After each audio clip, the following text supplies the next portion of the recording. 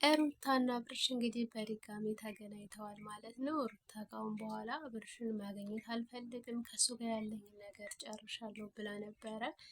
ነገር ግን ውላ ሳታድር አግኝተዋለች ማለት ነው። ሩታ ውጭ ሀገር ልሄድ ነው ብላ ያስወራችው ውሸቷን ነው። ምክንያቱም አብርሽ ይሄን ሲሰማ ልጅን ይዘሽ የትን ቦታ አትሄጂም ብሎ እንዲያስቀራት ስለፈለገች ነው። ከሱ ጋር መታረቅ ስለፈለገች ነው። ከሱ ጋር መለያየቱን አልፈለገችም የሚሉም አሉ ማለት ነው። እንግዲህ የሩቴ ጠላቶች ናቸው ማለት ነው እንደዚህ ያሏት። ነገር ግን የውጩ ውሸት ቢሆን እንኳ ነገር ግን እንዲህ ቶሎ በአንድ የሚመጡ አልመሰለኝም ነበር እውነቱን ለመናገር እኔ ማለት ነው። ሰላም ውድና የተከበራችሁ ለዚህ ቻናል አዲስ ካላችሁ ሰብስክራይብ፣ ላይክ፣ ሼር እያደረጋችሁ አበረታቱኝ ውዶችዬ።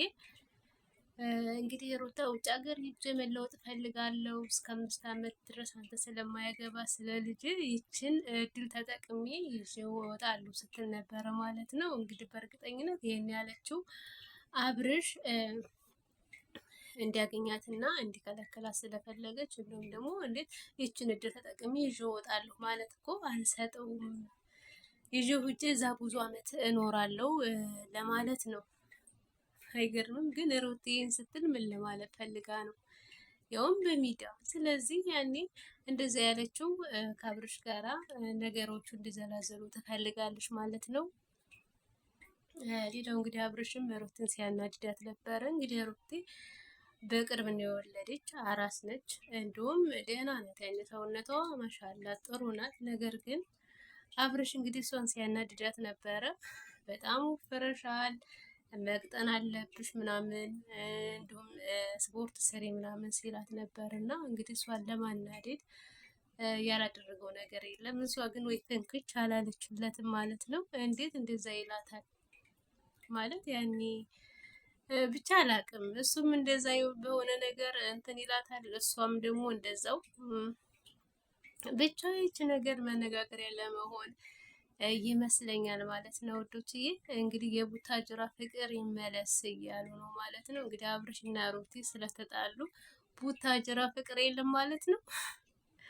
አንዳንድ ጊዜ ኮሜንቶች ማለት ነው ይመቹኛል ማለት ነው። ያኔ ስለ አብርሽ እና ስለ ሩቲ እነሱ ከተጣሉ በቃ ቡታጀራዎች ምናምን የቡታጀራ ወንድ የቡታጀራ ፍቅር ነው የሚባለው። እና በእርግጥ ብዙ ጊዜ ቡታጀራ እንደዚህ የሚባለው በመጣላት መታረቅ በዚህ ነው ቪዲዮ የሚሰሩት ምናምን እና ለዛም ይመስለኛል ማለት ነው። እንግዲህ አብርሽ ልጅን ይዘሽ የትም ቦታ አትሄጂም፣ ቤተሰብ አይፈቅድልሽም፣ ቤተሰብ ተፈቀደልሽ መሄድ ትችያለሽ ብሏታል። ነገር ግን ቤተሰብ አይፈቅድልሽም፣ እኔም ከፈለሽ ድሮ ቤታችን ያለንበት ቤት የተከራየንበት ቤት መሆን ትችያለሽ፣ እንዲሁም ደግሞ በቅርቡ ቤታችን ያፈቃል እዛ መግባት ትችያለሽ፣ እኔ ችግር የለውም ወንድ ልጅ ነኝ የትም ቦታ መኖር እችላለሁኝ፣ የልጅ እናት ነሽ ብሏታል ማለት ነው። እንግዲህ ሩቲ የእውነት ከሱ ጋር መታረቅ ፈልጋም ከሆነ ተሳክቶላታል ማለት ነው። እንግዲህ ሩቲ ሁሌም እንዳሸነፈች ነው፣ ሁሌም እንዳሸነፈች ነው የሚባለው። በእርግጥ ታሸንፋለች። አዎ። እና አሰራሩ ላይም እንድታሸንፍ ነው የሚያደርጓት።